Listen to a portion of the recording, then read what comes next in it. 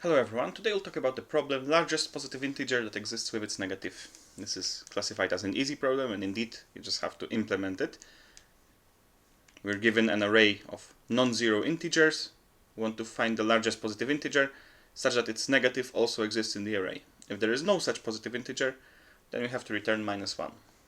One way to do so would be to sort the elements and then go with 2 pointers from the left and from the right, pushing the one that has larger absolute value towards the middle.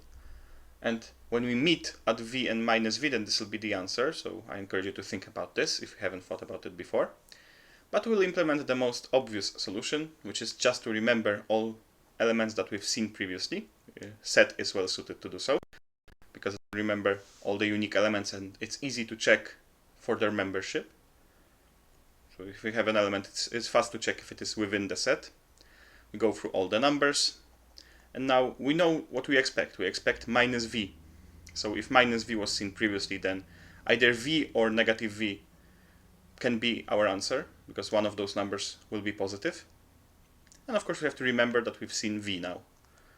And then we return best, which is our answer. Of course, if that answer is not positive, then we return -1 as we are asked to do so. So the only thing to keep in mind here is we might want to add v to the answer, either when we see it, if its negative was seen before, or when we see its negative and v itself was before that negative. So it's important not to trip up here. And of course, we could use a set here, as I did, or considering that the bounds are not very tight, for the values, for the absolute value of every element in nums, we can use an array which will be faster. We just have to make sure that this array will fit all those both negative and positive numbers.